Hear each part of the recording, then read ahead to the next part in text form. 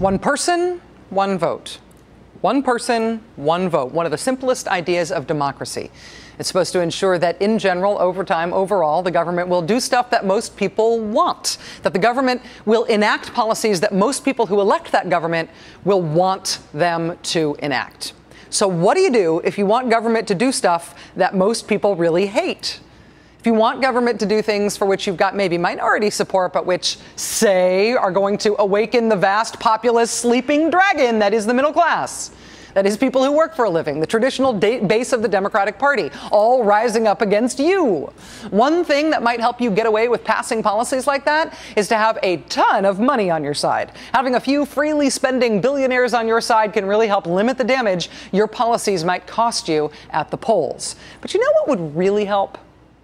Just directly limiting the damage your unpopular policies are going to cost you at the polls. Limiting it at the polls. Keeping likely Democratic voters out of elections. You know who's a likely Democratic voter? A poor voter, a low-income voter.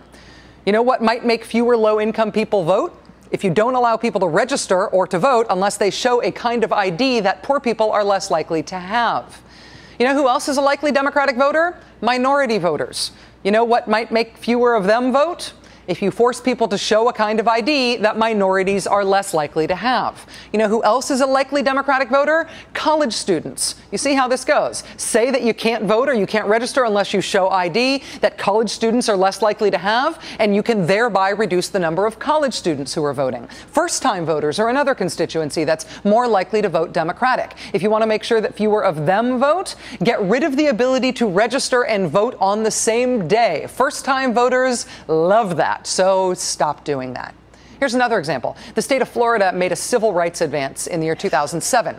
Moderate Republican Governor Charlie Crist said if you were convicted of a felony after you completed your sentence and paid your debt to society, you could have your voting rights restored. More than 150,000 Floridians did so. And for a state struggling with the reintegration of former prisoners back into society, the challenge of knitting people cast out from society back into society, those 150,000 civil rights success stories were kind of inspiring. And those new voters were considered demographically to be likely to cast their votes for Democrats. And so Florida's new Republican government this week rescinded that civil right, effective immediately. Governor Rick Scott and his cabinet voted yesterday that you now have to wait 5 years before you can even ask to have your rights restored. That ought to take care of it. While Wisconsin's famous Senate Democrats were in out-of-state exile to try to stop the Republicans' union stripping bill there, one of the things Republicans did in their absence was bring the state within about an inch of passing a law that would make it more difficult to vote in Wisconsin than probably in any other state in the nation. Among the provisions of the Wisconsin Republicans' Make It Hard to Vote bill would be that your Wisconsin student ID will no longer be sufficient ID for you to be allowed to vote. See, that's very handy because students tend to vote lopsidedly for Democrats. When Democratic presidential candidate John Kerry ran in 2004, he won the state of Wisconsin barely. He won by 11,000 votes total in the whole state. At the University of Wisconsin at Madison, at just that one university, there are 17,000 out-of-state students who, it's safe to say, if they voted, mostly voted Democratic. They voted mostly Democratic then. They would most likely vote Democratic again, as young people and college students tend to do. So Wisconsin Republicans are throwing up a huge procedural hurdle to make it harder for students to vote. The U.S. Supreme Court has affirmed that if you are living somewhere to attend college there, you can vote there. But that doesn't mean Republicans have to make it easy. So no student IDs. In New Hampshire, Republicans are trying the same deal. The kids coming out of school and basically doing what I did when I was a kid and foolish, voting as a liberal. You know, and that's what kids do. They don't have life experience, and they just vote their feelings. Stupid kids. That New Hampshire Republican legislator there has introduced legislation that would only let college students vote in their college towns if they or their parents had previously established permanent residency there. Another New Hampshire bill would end Election Day registration, which would disproportionately impact first-time voters and young voters who, again, are more likely to vote Democratic. Over in Texas, they're dealing with a massive $27 billion budget deficit. In order to deal with that state's disastrous budget emergency, Republican Governor Rick Perry has introduced 5 bills this session that he insists must be considered on an emergency basis. One of them, just so you know, would make the state spend millions of dollars a year to force women to have ultrasounds if they wanted to be allowed by His Grace, Rick Perry, to get an abortion.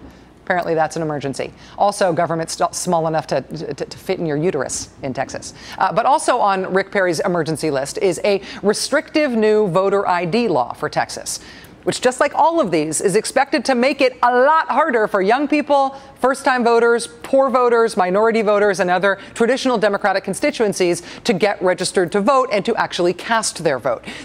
This is the best part of it. The great partisan tell in the Texas law is that Republicans did recognize this is going to cause sort of a hardship. It's going to make it a little bit hard for some people to register and for people to vote. So they did include two exemptions to this draconian new voter ID law. Two exemptions. The two exemptions are for the elderly and for people who have concealed carry gun permits. So the only people they have exempted from their new Make It Harder to Vote voter ID bill are the most reliably Republican constituencies in the country other than the Cheney family: gun owners and the very old. In the 2008 presidential election, among Texas voters 65 and older, the Republican John McCain beat Barack Obama by 34 points. Among gun owners in the entire country, 62% voted for John McCain. These are the two groups for whom voting will be easiest now in the great state of Texas. But for everybody else, it gets harder. You know what this is not about? This is not about the budget. It's also not about voter fraud, because this is the face of voter fraud. This is the face of voter fraud in this country right now, this pitiful specimen.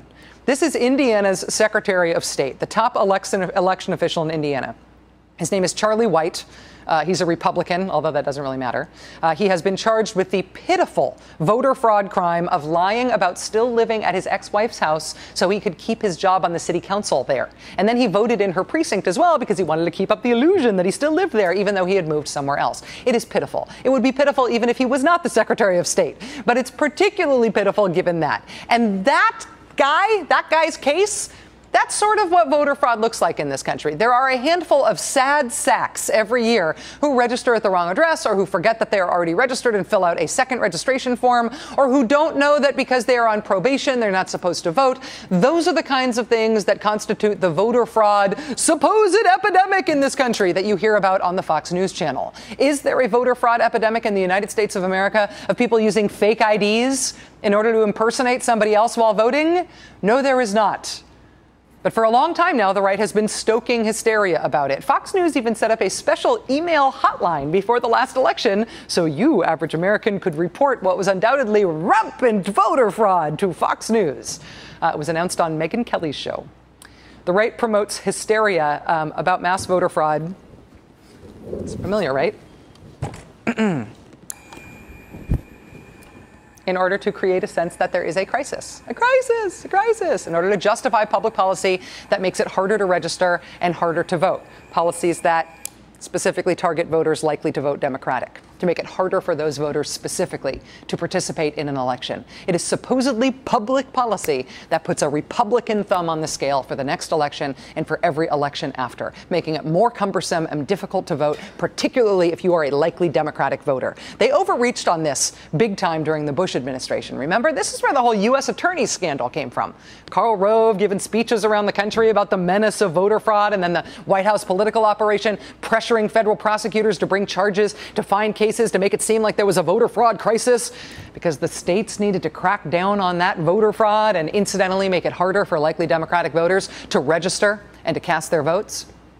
But U.S. attorney scandal or not, get this. Right now in 2011, Republicans in 32 states are considering adding more onerous ID requirements to make it harder to register and harder to vote, which should bring down the number of Democratic voters nicely in time for the 2012 presidential election, and which should limit any electoral damage these guys might be expecting from pushing for even wildly unpopular redistribution of resources and rights away from America's middle class. Ta-da!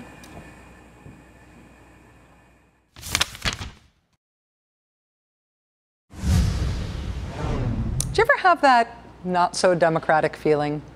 I don't mean capital D Democratic, like yay donkeys, yay blue. I mean small d Democratic. I mean, this is a democracy. I mean, I have a right to vote. No one gets in the way of that right to vote. All our votes get counted. And then the result of all that rights having and vote not blocking and fair counting is that I get a government. We all do. We participate in a group decision about who our elected officials are. And then those officials get to do that thing we call governing in all its messy, hysterical, fraught glory.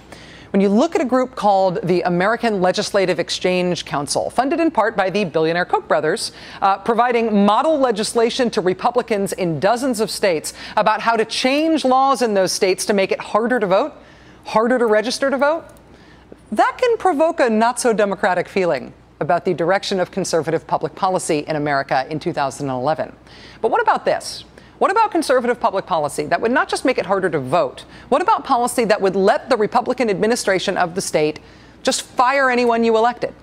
That would let the Republican administration of a state just declare an emergency and dissolve the town government you voted for, fire the mayor you voted for, fire the city council you voted for. Anything you made happen with your vote, they could nullify on their own authority, at their own discretion, and put themselves in charge instead. We have been reporting this week on how Republicans are changing the law to do just that in the great state of Michigan.